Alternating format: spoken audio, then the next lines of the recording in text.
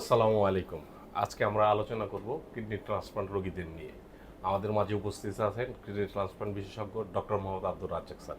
Sir কেমন আছেন? আসসালামু আলাইকুম। আলহামদুলিল্লাহ, আমি ভালো আছি। আপনি কেমন আছেন? জি, ওয়ালাইকুম আসসালাম। আলহামদুলিল্লাহ। স্যার আজকে আমরা আলোচনা করব কিডনি ট্রান্সপ্লান্টের সাধারণ ৫টা কোশ্চেন নিয়ে। ট্রান্সপ্লান্টের পর কি সারা জীবন ওষুধ খেতে হয়?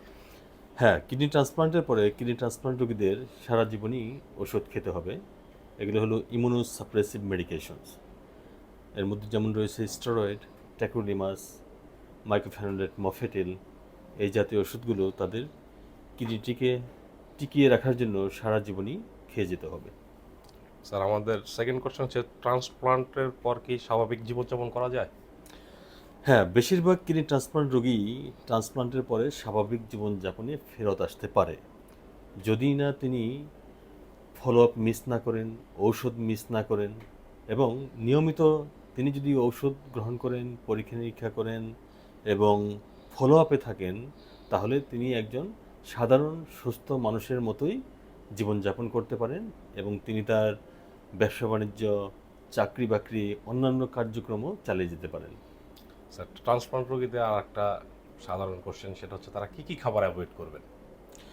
ট্রান্সপ্লান্ট রোগীদের জন্য বিশেষ কোনো খাদ্য তালিকা নেই, তবে তাদেরকে মনে রাখতে হবে যে তারা সবসময় পরিষ্কার পরিচ্ছন্ন এবং ফ্রেশ খাবার খাবেন। কোনো কাঁচা খাবার যদি খান, ভালো মতো পরিষ্কার পানি দিয়ে ধুয়ে খাবেন। যদি কোনো ফ্রিজ থেকে বের করে কোনো ঠান্ডা খাবার খেতে চান, তাহলে সেক্ষেত্রে সেটিকে ভালো মতো গরম করে খেতে হবে। এছাড়াও কিডনির ফাংশনের পর্যায়ের উপর ডিপেন্ড করবে যে তাদের অন্যান্য খাদ্য তালিকাগুলো কেমন হবে। এক একজন রোগীর জন্য খাদ্য তালিকা এক এক রকম হবে। স্যার আর একটা কোশ্চেন হচ্ছে, কিডনি ট্রান্সপ্লান্ট রোগীরা কিডনিতে কি সমস্যা হচ্ছে তারা কিভাবে বুঝবেন?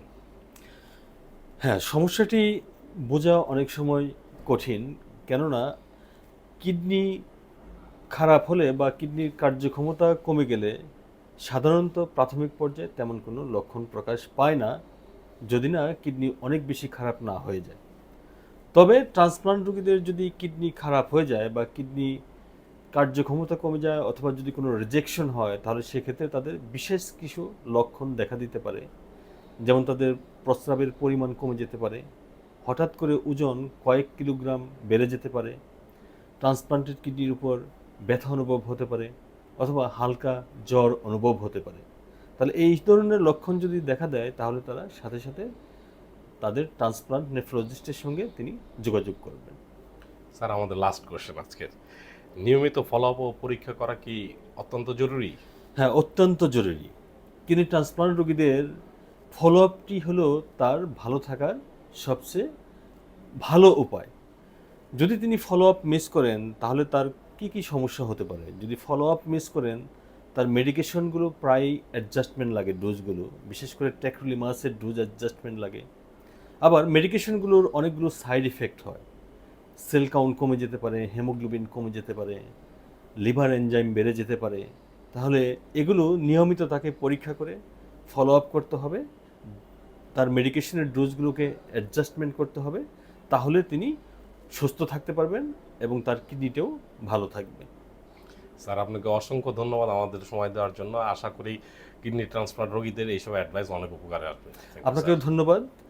আশা করছি রোগীরা এই আলোচনা থেকে উপকৃত হবেন।